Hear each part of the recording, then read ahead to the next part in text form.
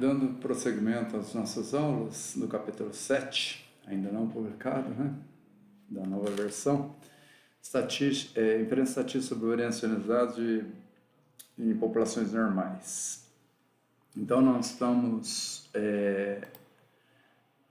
falando sobre esse tópico. Especificamente, nós já falamos dos testes todos, né? O exato e o aproximado. E as três aproximações, teste e estimação, né, por intervalo. E agora vamos apresentar um exemplo aqui para nós falarmos sobre esse aspecto aqui da inferência, né? Então, nós vamos fazer aqui, não é o nosso objetivo utilizar esses exemplos para fins teóricos ou práticos disso aqui. Nossa finalidade é simplesmente ilustrar. Então, tem a parte de teste de hipótese e tem a parte de estimação por intervalo. Então, são 6 variáveis hematológicas mensuradas em 103 indivíduos. Esses dados foram apresentados em Houston 83, para testar a normalidade multivariada, teste Shapiro-Wilk, que também reaproveitado no artigo de Jafari e Kazem sobre inferências da variância generalizada sobre normalidade. Gears, né, Teherã, jornal iraniano, de 2014, o artigo. Então, é para obter os intervalos de confiança para determinante sigma e testar a hipótese bilateral que o determinante sigma igual a 6 versus a alternativa que é diferente de 6, considerando o coeficiente de confiança de 95. Vamos usar M igual a 100.000 simulações de Monte Carlo no teste exato. A estimativa amostral, que a gente tem que usar teste exato, usar a aproximação Monte Carlo, porque a distribuição não dá para ser obtida analiticamente, apesar de ser exata. E a estimativa amostral nesse exemplo, do determinante da variância amostral, é 6,2453. Então, o nosso objetivo aqui é só ilustrar o teste para essa hipótese particular e os procedimentos de estimação por intervalo. Então, o valor exato, né, o teste exato, nós não temos estatística, nós calculamos apenas o valor P, então deu 0,4771. As aproximações de Anders, Sarkar e de Jawari, que nós vimos, deu os valores das estatísticas 0,1192, 0,5172, 0,5865 e todos os valores P acima de 0,05, 0,90, 0,47, 0,55. Portanto, os 4 testes, o exato e os aproximados, apresentaram os valores P maiores que o nível nominal de significância 5%, que a gente vai adotar aqui, né? Como eu já disse, quando não apresentar, a gente usa 5%, mas aqui eu pedi 95% de confiança, portanto o alfa é igual a 5%. Se não falar nada, eu uso 5% como referência. Então, nenhum dos testes rejeitou a hipótese nula de que a verdadeira variância generalizada populacional seja diferente de 6. Não há evidências significativas para rejeitar essa hipótese. Os processos de estimação, os limites do intervalo de 95% de confiança, estão apresentados nessa tabelinha aqui. Então, 3,9235 a 15, 3,73 a 19, 3,88 a 15, 4,27 a 24. São os limites inferior e superior de 95%, no intervalo bilateral. Então, nós aplicando as fórmulas da seção anterior. Então, o valor determinante de delta igual a 6, para todas as alternativas que nós, no exato ou nos aproximados, está coberto pelos intervalos. Portanto, não há evidência também para rejeitar aquela hipótese, se fosse caso de usar um intervalo de confiança para testar a hipótese. Então, em geral, quando nós rejeitamos a hipótese, é que a gente faz o intervalo de confiança. os 4 intervalos cobriram o valor hipotético, portanto a hipótese nula não seria rejeitada por nenhum deles. Em ambos os casos, neste exemplo em particular, a aproximação de Sarkar apresenta maior concordância com o procedimento exato. Então os limites estão mais próximos no Sarkar.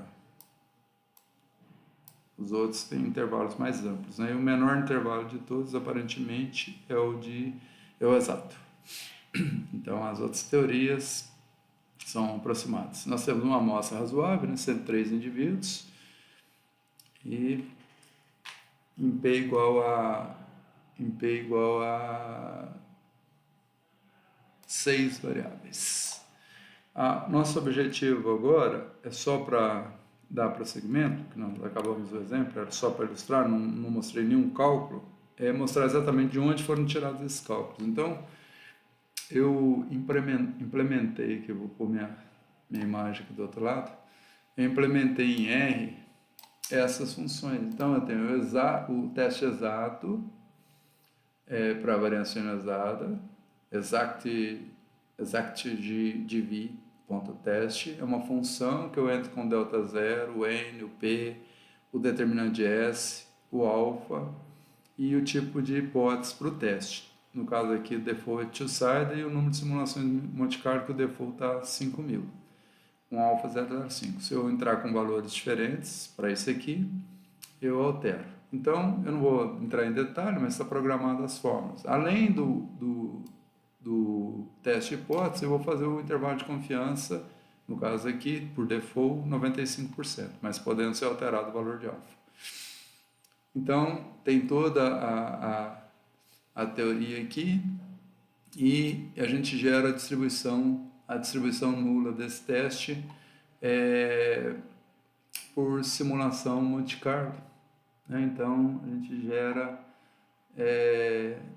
por Monte Carlo. Então aqui no apply aqui, ó, eu gero a distribuição nula nessa matriz, nesse resultado, nesse V aqui, a partir da matriz V aqui. Bom, vou carregar essa função. Aqui está o teste de Anderson e os intervalos de confiança aproximado, o do Sarkar e de Jawari. O cabeçalho de todas as funções são idênticos, né? São semelhantes, exceto pelo M lá, no caso do Monte Carlo. Ainda tem o teste LRT, mas eu não vou rodar aqui não, então se der erro lá, se eu esquecer, rodei. Aqui tem uma parte de simulação nesse programa, que foi usado por um orientado meu, nós fizemos comparações desses procedimentos todos, é o Roger, e ele fez comparações por simulação Monte Carlo dos testes, dessas 4 alternativas de teste, incluindo a 5ª alternativa, que é o LRT, que a gente vai discutir na próxima sessão. Teste baseado na razão de verossimilhança, com os gráficos, etc., de poder, essas coisas. Então, nós vamos usar esse exemplo aqui, que é o exemplo do artigo 1 lá, que eu menciono. Então, ó, especifiquei o determinante. Se eu tiver a amostra, eu peço para var da minha amostra, da minha matriz de dados, uso a função determinante, alojo isso numa variável tipo essa aqui, det_s, o determinante da matriz de variância dos dados, especifico o tamanho da amostra, eu capturo o número de linhas do database, do conjunto de dados, ou da matriz, o número de variáveis é o número de colunas que eu envolvi na análise, e o valor hipotético, o 6. E aqui eu posso especificar a alternativa para o teste, two-sided, greater or less. Especifiquei o alfa, e aqui eu coloquei, nesse exemplo aqui, 100.000 simulações Monte Carlo. Então, carregando essas quantidades, vou chamar o teste exato. Então, ele me deu um valor P de 0,4731, o limite, lower limit, de 2,5%, 3,93, e o upper limit de 15,42. Se eu voltar no meu 3,92, 15,42. Nos meus resultados lá eu tenho esse limite aqui, 3,93, 113. Ó, 93,35. Por que a diferença? Porque é aleatório, porque é simulação Monte Carlo. Então varia um pouquinho de simulação para simulação. E o valor P é 0,47,312. 0,47,312. Aqui tinha dado 0,47,71, varia também. Então, não rejeita a hipótese usando esse teste. Aplicando o teste Anderson, o valor da estatística Z é 0,11, o valor P é 0,91, 0,11, 92, 0,90, 51, mesma coisa, 3,73, 19,05. Intervalo de confiança, 3,73, 19,05. E assim, limite inferior, lower limit, upper limit, o L e LL do objeto que eu fiz a análise. A função de Sarkar, mesma coisa, a estatística, o valor P é 0,47, o limite dos intervalos, inferior e superior, 3,88, 15,27, e o último intervalo, não vou voltar lá no slide, que dá exatamente a mesma coisa, 0,5869, valor P é 0,55, não rejeita a hipótese, e o intervalo de 4,27 a 24,02, né, que foi um dos intervalos mais amplos que nós encontramos aqui, um dos. E o intervalo de antes deu um valor P no teste maior de todos, né, mais afastado de 0,05. Então, se alguém precisar desse programa, pode me solicitar por e-mail, que eu terei prazer em enviá-lo para fazer o teste sobre variações exatas. Tem outros exemplos, mas eu não vou lidar, e posteriormente a gente volta nisso aqui para falar do teste LRT. Então, na próxima aula, nós falaremos sobre inferência sobre variância generalizada via função de verossimilhança, no caso normal.